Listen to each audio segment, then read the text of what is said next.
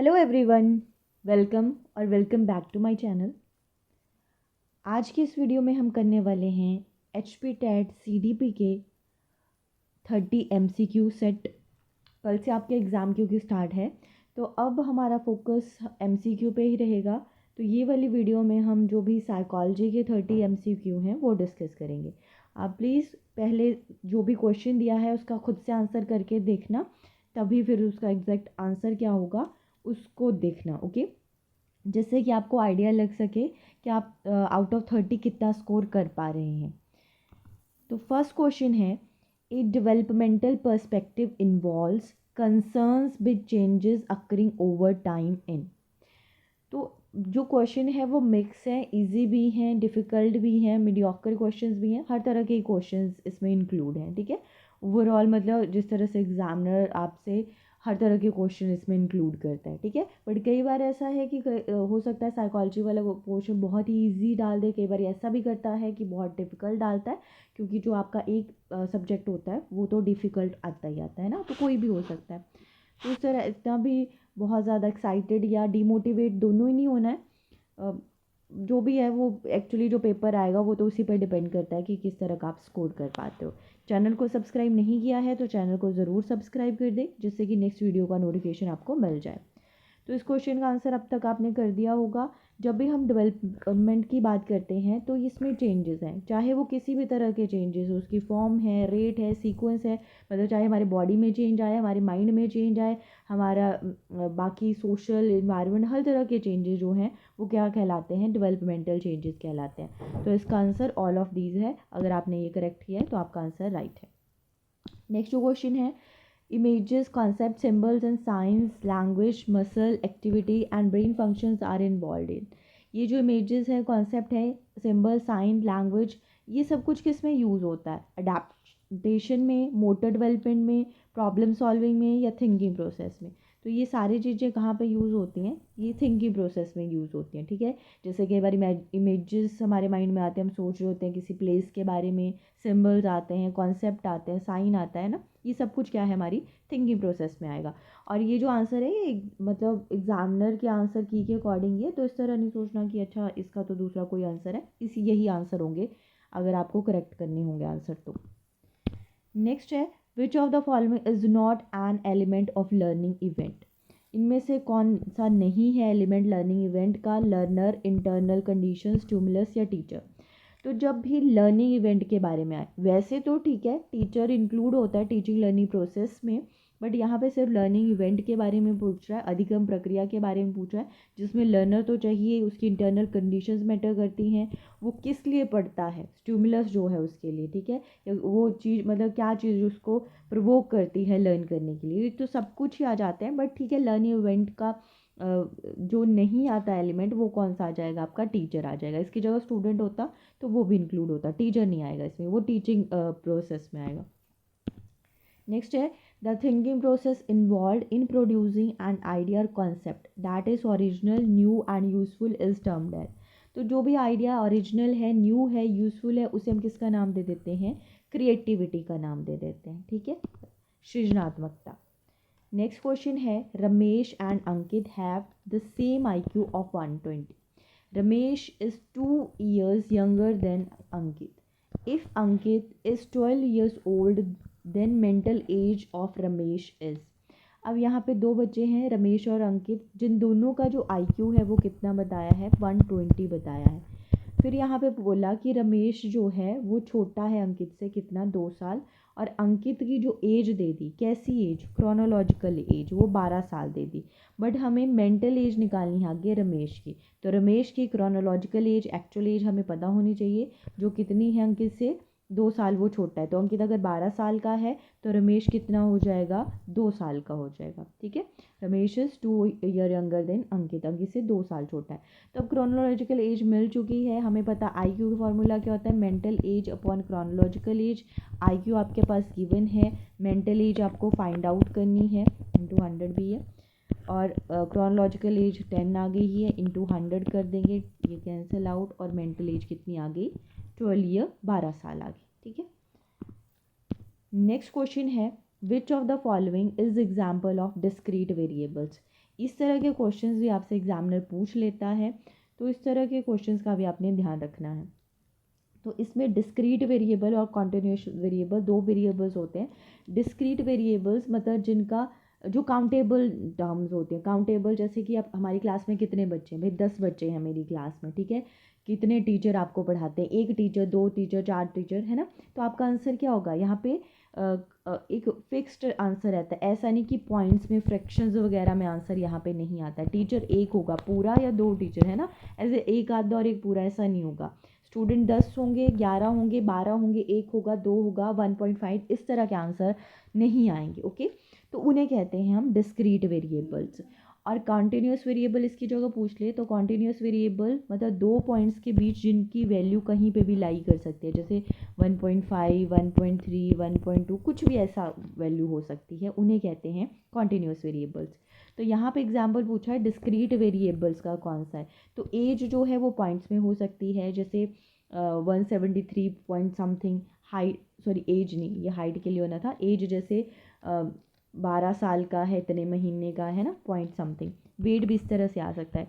But जो students हैं, student एक होगा, दो होंगे, तीन होंगे या चार होंगे, तो स्टूडेंट किसका एग्जाम्पल आ गया, आपका डिस्क्रीट वेरिएबल्स का एग्जाम्पल आ गया, ठीक है। इस तरह के क्वेश्चंस का भी आपने ध्यान रखना है, जैसे प्रीवियस आपके जो जेबीटी वाले क्वेश्चन एचपी टेट के या बाकी भी जो जेबीटी के एग्जाम होते हैं अदर स्टेट्स के, तो जेबीटी वाले एग्जाम में इस तरह के क्वेश्चन आप एग्जामिनर ने पूछे हुए हैं।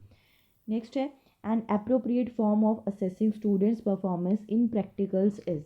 appropriate तरीका क्या है प्रैक्टिकल्स में बच्चे की परफॉर्मेंस को असेस करने का, तो ये कैसे होता है, बाय, बिल्कुल सही, ऑब्जर्वेशन।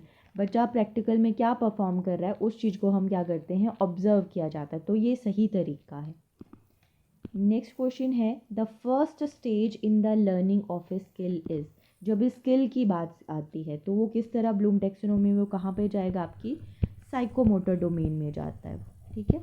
तो साइकोमोटर डोमेन का जो पहला लेवल होता है, इस तरह हायरार्की में आप पढ़ते हो तो उसमें जो पहला लेवल पढ़ते हो वो क्या लेवल आता है, इमिटेशन।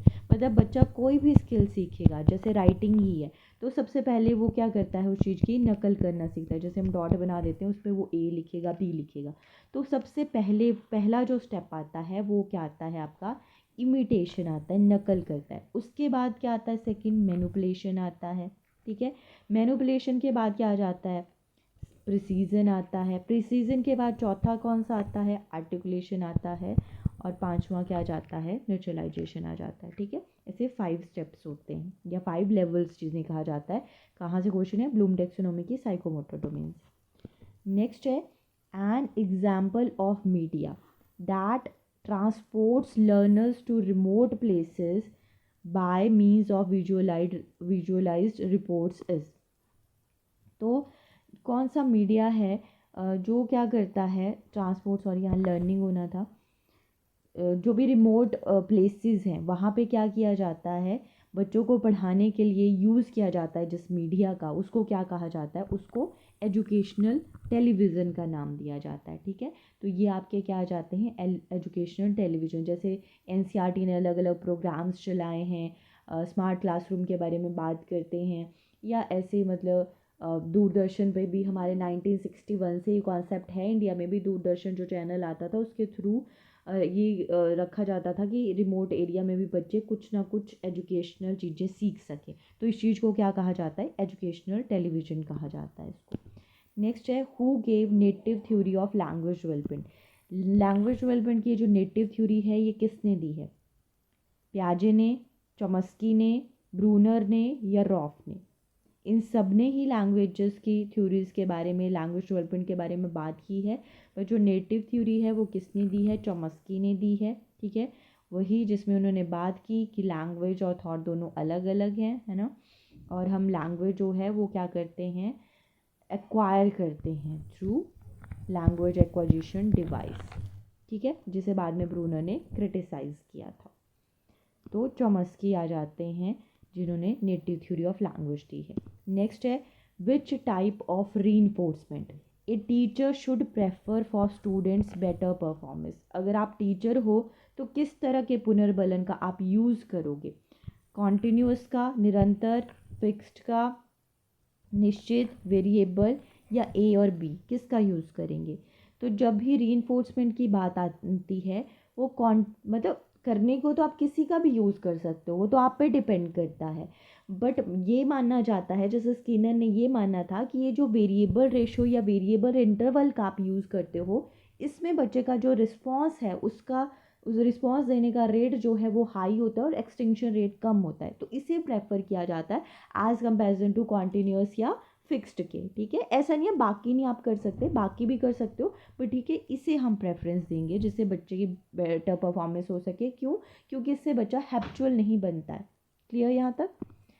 नेक्स्ट है Thorndike theory of personality based upon. Thorndike ने क्या दी थी? पर्सनैलिटी थ्योरी दी थी। लास्ट ही मैंने आपको जो टॉपिक करवाया है वो पर्सनैलिटी का करवाया हुआ है, तो ये तो आपको पता होना चाहिए कि थॉर्नडाइक की जो पर्सनैलिटी थ्योरी थी वो किस पे बेस्ड थी। तो ये किस पे बेस्ड थी? थिंकिंग पे बेस्ड थी। अलग अलग साइकोलॉजिस्ट ने अलग अलग चीज़ों पे फोकस करके पर्सनैलिटी को बताया है, डिफ़ाइन किया है। तो थॉर्नडाइक कैसे बताते हैं? इमेजिनेशन या थिंकिंग के बेसिस पे बताते हैं।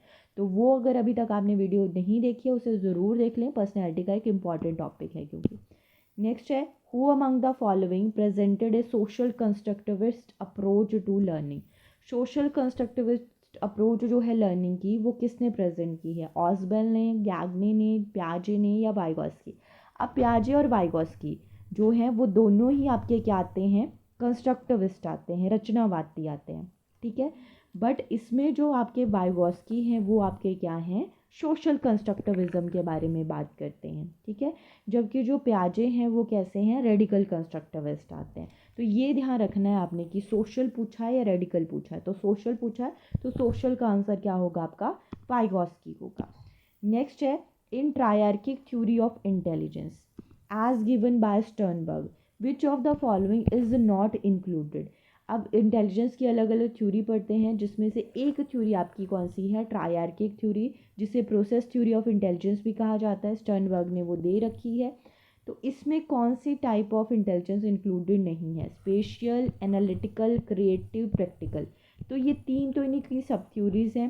स्पेशियल जो है वो किसकी आ जाती है? हार्वर्ड गार्डनर ने ये एक फैक्टर दिया है। ठीक है, तो इसका राइट आंसर क्या आ जाएगा? Special is not included.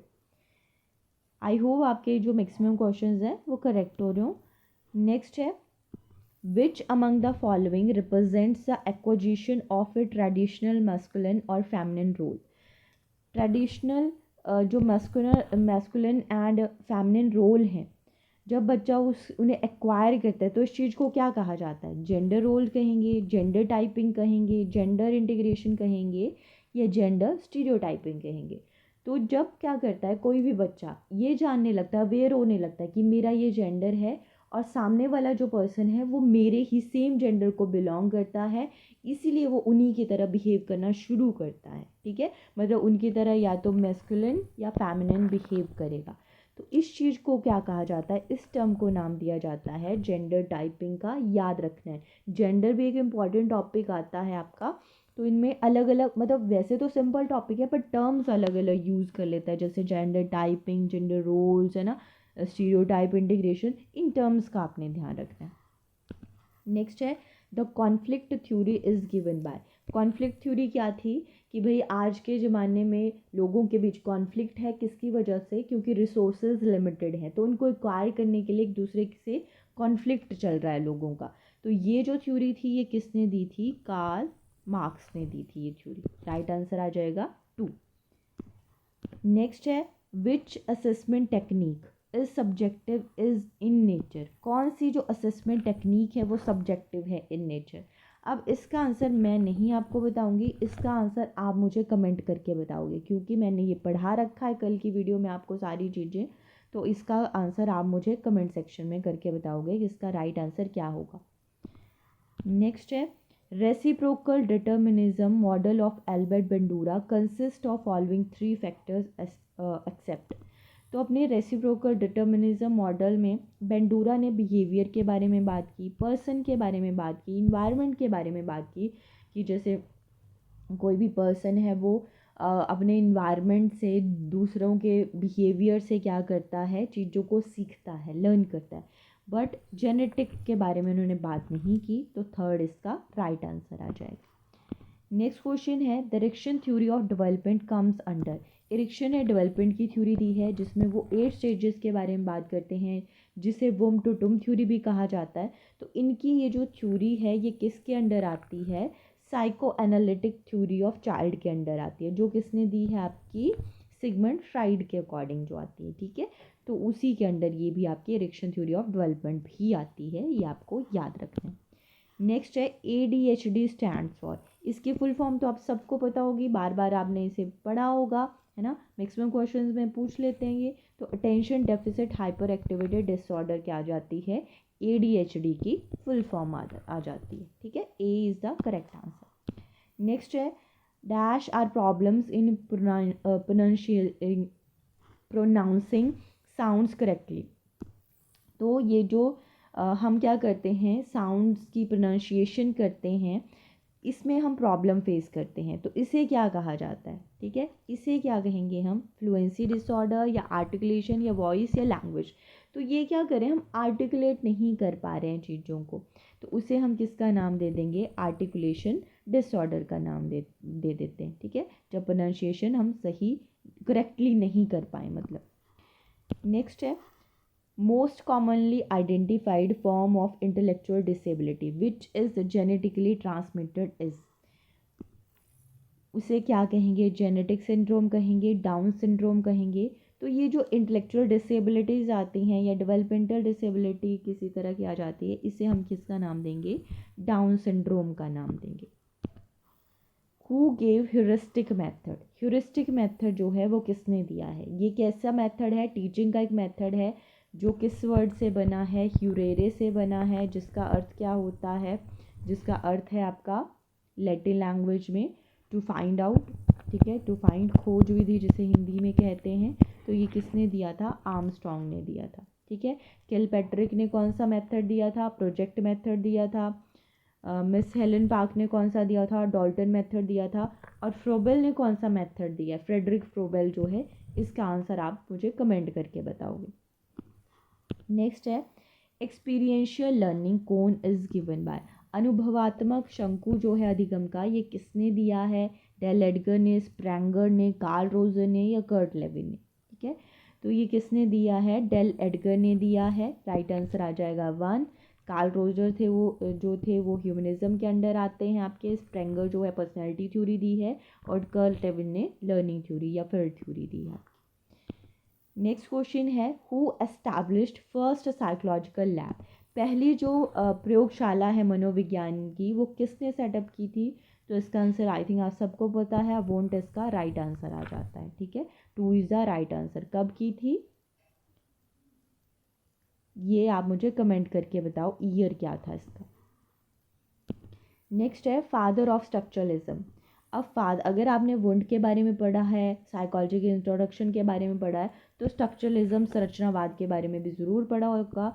William wound जो हैं वो कैसे साइकोलॉजिस्ट हैं जो स्ट्रक्चरलिज्म के बारे में बात करते हैं, फाउंडर हैं स्ट्रक्चरलिज्म के। स्ट्रक्चरलिज्म क्या बात करता है कि जो हमारी साइकोलॉजी है वो क्या है? साइंस ऑफ कॉन्शियसनेस है। तो कई बार डायरेक्ट आपसे क्वेश्चन पूछा जाता है साइंस ऑफ कॉन्शियसनेस ये किसके अकॉर्डिंग आता है? वुंड के अकॉर्डिंग आता है या स्ट्रक्चरलिज्म के अकॉर्डिंग आता है, जिसे बाद में आपके जो विलियम जेम्स हैं उन्होंने क्रिटिसाइज़ किया था और फंक्शनलिज्म उन्होंने दिया था। नेक्स्ट है स्टैनफोर्ड बिने scale is a type of. Stanford बिने जो स्केल है वो किस तरह का टेस्ट है? वर्बल, नॉन वर्बल, इंडिविजुअल या वर्बल ग्रुप टेस्ट। तो स्टैनफोर्ड बिने ने कैसा टेस्ट दिया था? इंडिविजुअल दिया था। और कैसा था? वर्बल टेस्ट था, जिसमें शुरू में उन्होंने टोटल 30 नंबर ऑफ क्वेश्चंस का यूज़ किया था, ठीक है। इंडिविजुअल है एक बच्चे के लिए और वर्बल टेस्ट है, सेट ऑफ क्वेश्चन यूज़ किया जाता है यहाँ बच्चे के IQ को चेक करने के लिए, इंटेलिजेंस को चेक करने के लिए। The best child centred approach of learning is. जब भी बेस्ट चाइल्ड सेंटर्ड अप्रोच की बात आती है वो क्या कौन सी होगी? इंक्वायरी बेस्ड लर्निंग होनी चाहिए, कॉन्सेप्ट फॉर्मेशन होनी चाहिए, प्रोजेक्ट बेस्ड होनी चाहिए, या लेक्चर होनी चाहिए। तो ठीक है, प्रोजेक्ट भी वैसे चाइल्ड सेंटर्ड के अंदर ही आता है, बट बेस्ट पूछा है, मतलब ऐसा नहीं है सारी चारों ही अच्छी हो सकती हैं, बट उनमें बेस्ट चूज़ करनी है, तो वो आपकी आ जाती है इंक्वायरी बेस्ड लर्निंग, ठीक है। जब बच्चा खुद से इंक्वायर करता है, जांच पड़ताल करता है कि चीज़ें किस तरह हुई होंगी। नेक्स्ट है इन पावलोव्स एक्सपेरिमेंट।